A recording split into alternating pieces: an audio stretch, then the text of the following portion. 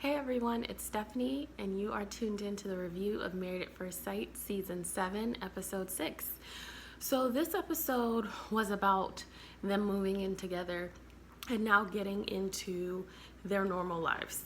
What was really cool about this season, and very interesting, is that as they move in, they are given a stipend of $5,000 a month to help with the expenses of kind of just merging lives and, spending together. And they haven't had any of these conversations about what they want, where they want to be.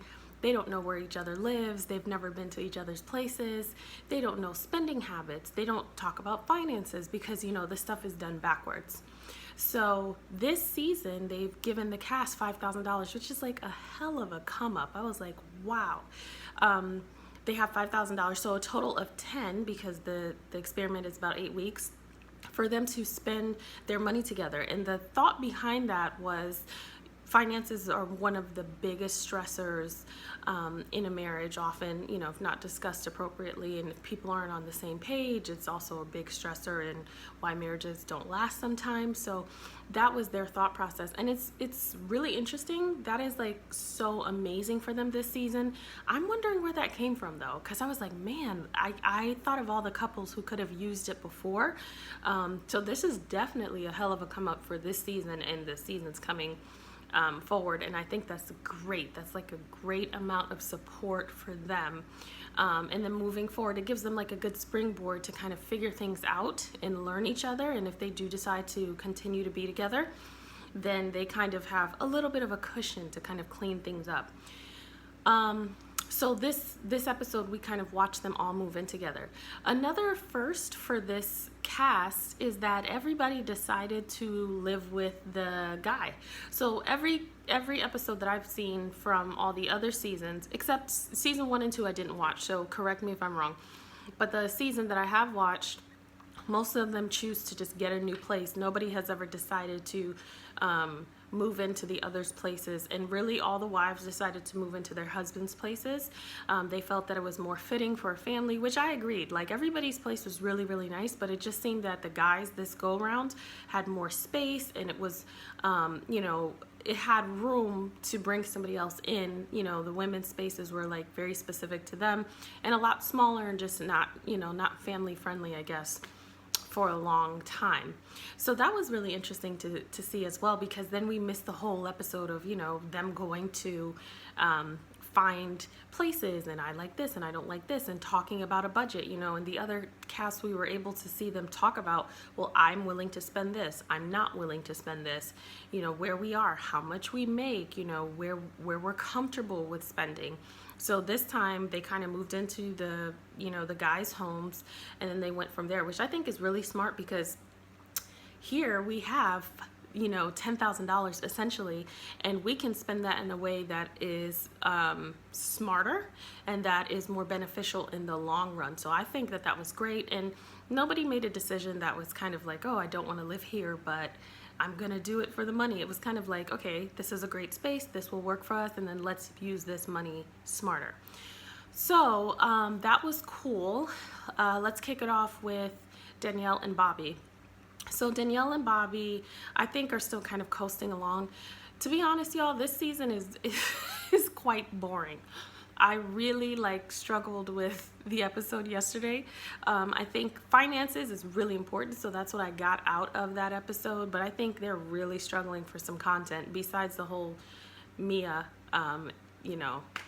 handcuff debacle. They're really struggling for content. They kind of, made a big thing about the dogs meeting each other, like Bobby's dog meeting Danielle's dog, and they were both so worried about the dogs meeting, and it just became like, I just was like, what am I watching? Like, is this really that significant? Like, it isn't. Let's talk about the move, and finally they did talk about the move. They, she moved into his place, he owns his home. We saw that, towards the end of the episode, she had clogged the sink. It never happened before, and she's kind of like, oh God, this is my first time here. I want to be at home, but I also don't want to ruin his home. That kind of teeter-totter that happens at the beginning of a relationship. And he was very cool about it. He unclog the drain, and he was just very manly about it and just kind of took care of it and didn't make her feel bad, which is cool because when you're in somebody's space and you're welcoming them into your space, you know, your nuances, Dave, you gotta let those go because it's going to make that person feel like they can't really be comfortable. It's like, make yourself at home, but not at home for real, just like kind of at home, you know. And you can't, it's got to be all or nothing. I mean, you're married, so at this point it's kind of like you got to get over yourself. And I love seeing Bobby kind of just take it on the chin. He didn't really stress about anything with her move. You know, she kind of came in and took over this whole room and changed things around, and he was really good with that. And you know, even though I know I've said in the past that he seems very immature, which in some ways he does, and he just has such this young look to him. He, in some ways, is very mature. You know, when they were discussing finances, he's clearly very financially savvy. He pulled out that Excel sheet that, you know, made me hyperventilate. And my husband has an Excel sheet like that too. So I was like, oh my God. But, you know, as tedious as that can be, it's one of the best ways to create your budget and to stick to your budget, or realize that you're not sticking to your budget and really be accountable to your finances, to yourself, and to the life that you're trying to build. So in that way, he's extremely mature. He's done really well for himself, and he, you know, is savvy in that way, which will help them. Danielle, on the other hand, is not so savvy financially, and she kind of says that, you know, she spends what she spends. She had this huge credit card debt, and here's the things, you know, here's when it starts really getting real. You know, you meet every 5 seconds. It's like the reason I got married at first sight, you know, is to have someone to wake up next to and do fun stuff with. And it's like, bam, $15,000 of credit card debt, which is real, which is a lot of people are dealing with that, and student loans, and maybe things in their past where they didn't handle it so well. And so you could see Bobby being a little off kilter. And she even said, this is not your responsibility. But as somebody who's mature and recognizes that it is, he even said, listen, I get it, but we're married, so that debt is now my debt. And that's something for people to remember. Like, you know, yes, if you're, you know, independent in that way, yeah, you can continue to make your payments or do whatever. But when you legally combine with someone, it is your responsibility. If something happens, it is your responsibility. Even if nothing happens, it's now your responsibility as well as your spouse. So it was cool to see him kind of take that, even though he could have been like, okay, well, continue to make those payments. And they kind of were talking about what to do about her apartment. I don't think she's comfortable letting it go yet, and she didn't want to spend the bulk of the money kind of, you know, removing that lease. And, you know, they're kind of still talking. So I think it was good to see them, you know, have that very real moment where they had to be transparent. That was a moment of transparency to say, okay, all fun and games aside, like here's the baggage that I come with. And, you know, the baggage isn't always pretty, so it's not like he was like, oh, that's no big deal, 15,000, that's no big deal. But they moved on. They had that conversation, put it in his Excel sheet, and then he moved forward. So I'm looking forward to see them really get into some real stuff, just, you know, something beyond the surface. This was a good start though. So that's Danielle and Bobby. Tristan and Mia, they, you know, Mia moves into Tristan's place as well. I don't know what to say about them. I mean, they're doing all right. They're kind of still in this pink cloud, I think.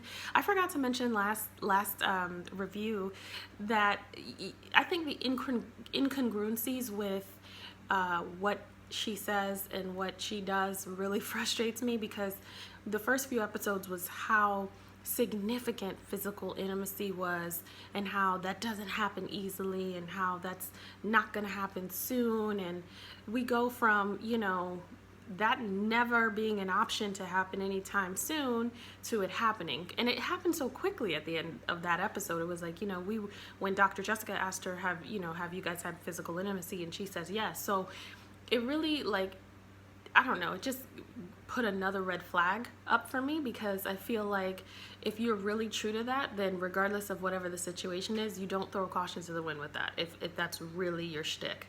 And it's inaccurate with who she's presented herself to be, which just makes me like not, I can't really hear anything from her without questioning it. Her body language is so guarded, and it's so like, it's such a facade. Like I'm not getting her yet, so I'm struggling to watch her, which means I'm struggling to watch them. And Tristan's just so happy that she's out of jail. So, you know, it's like it's like this fantasy, and I'm like, okay, you know, this relationship won't sustain if it's not built on a strong foundation. So that really rubbed me the wrong way, but I didn't talk about it last review, so I wanted to jump in and say that they visit each other's homes. She moves into where he moves in, where he's currently living. I don't remember anything out of the ordinary with them. You know, definitely let me know if you do. I think they're still kind of operating in that space where they're just wanting to run away so quickly from this situation that happened, you know. So it's kind of, and he even says, you know, trust is something that still needs to be worked on, but I'm just happy to kind of move forward. So we see them moving forward. So far they're all lovey-dovey. You know, we'll see as the season continues on, you know, and see what other things get unveiled from the two of them.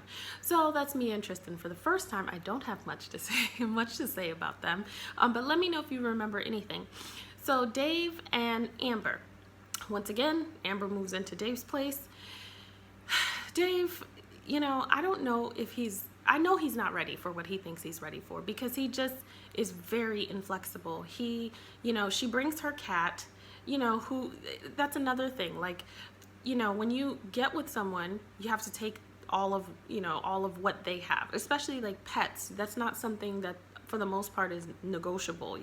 So she comes with her pet, you know, he is kind of looking to see what the pet is doing the whole time, what the cat is doing. And be as it may that it might be annoying, just give her some room to breathe. Give her some room to kind of move in. He's just very like regimented, and I can see her discomfort with just being there. Like she's kind of on pins and needles. Oh, I hope, you know, the cat doesn't do this, and she's on eggshells in his space. And she was already apprehensive to move in there, though it was with the idea that maybe another woman had lived there, which he'd never lived with someone before, or not in that space.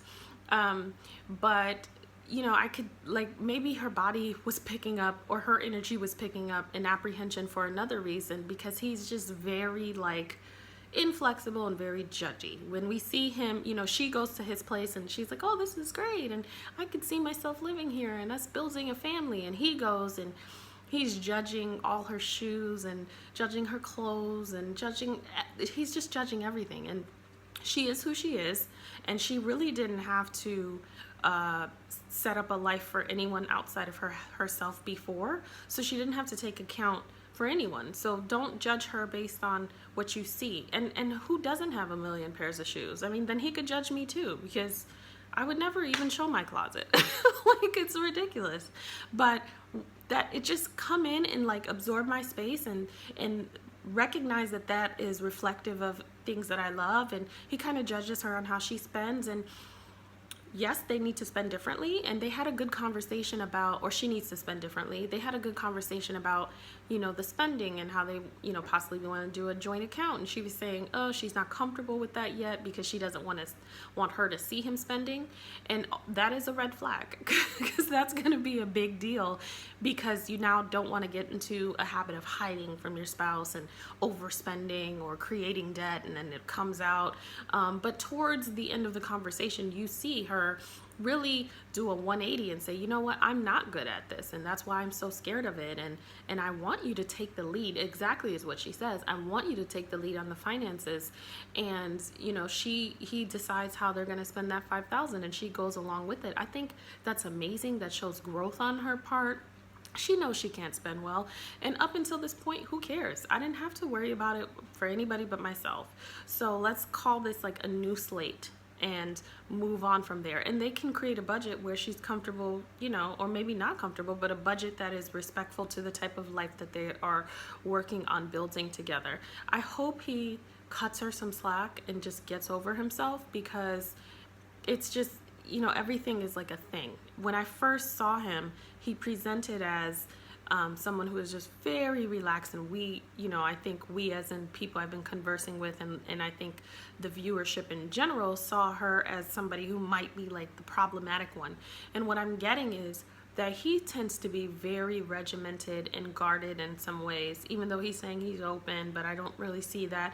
And it makes me think even more, why has he alienated himself from his family? Or what is the dysfunction there where his friends represent him better than his family? And is he a part of creating that? And I know I'm like going down a rabbit hole now, but I feel like a lot of things mean something, like most things mean something, and how you show up in one place is usually how you show up like pretty consistently in others, whether you want to admit it or not. So how's he showing up in his family? Because if he's showing up in his family in this way, and I'm not saying there isn't a reason why, I just know that the way he's been showing up in this relationship is like not that great. He can do better, especially at the beginning. We present our best selves at the beginning. And so far I see a lot of her willing to grow and do whatever, and willing to put herself out there no matter how embarrassing or, how neurotic. She says, listen, I can't spend, this dog, I'm sorry, not this dog, but this cat does, do a lot of stuff that's irritating. And she's just kind of, working on just trying to fit into this little box that I feel like she's feeling she needs to be in.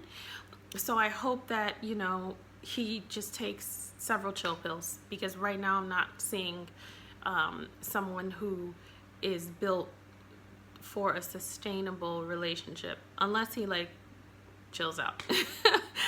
So that's last night's episode. I'm looking forward to seeing what happens next week, and please comment, subscribe. I love talking to you all always, and I will see you next week. Everybody have a great week.